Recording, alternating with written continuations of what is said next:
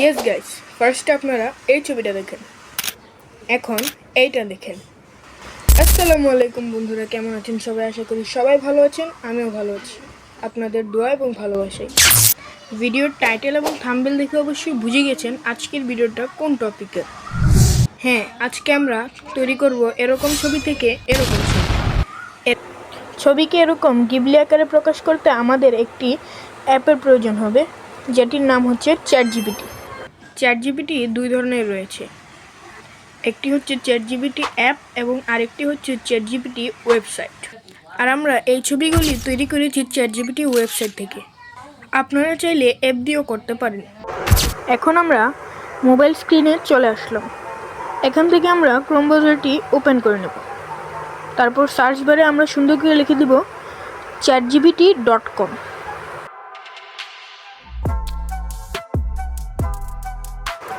লেখা হয়ে গেলে আমরা এখান থেকে সার্চ করে দেব।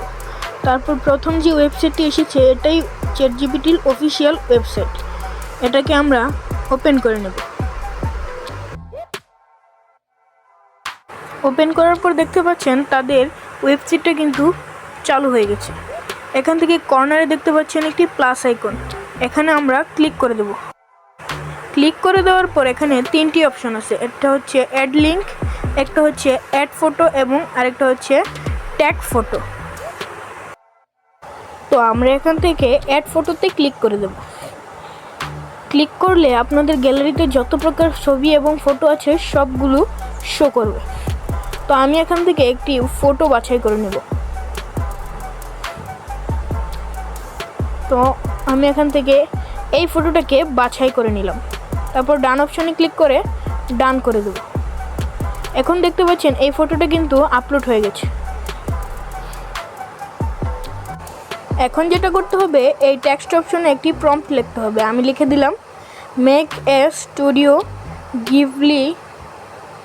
Ghibli art.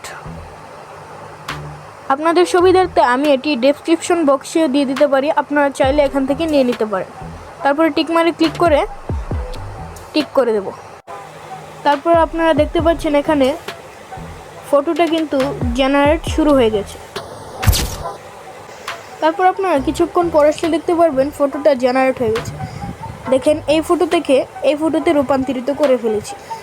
এখন কাজ হচ্ছে এই ফটোটাকে ডাউনলোড করা। এই ফটোটাকে ডাউনলোড করতে হলে আপনারা ফটোর উপর লং প্রেস করে রাখবেন। দেখতে পাচ্ছেন ডাউনলোড ইমেজ নামে একটি অপশন আছে, এখানে ক্লিক করে দেবেন। এখানে ক্লিক করলে এই ফটোটা আপনাদের গ্যালারিতে চলে যাবে।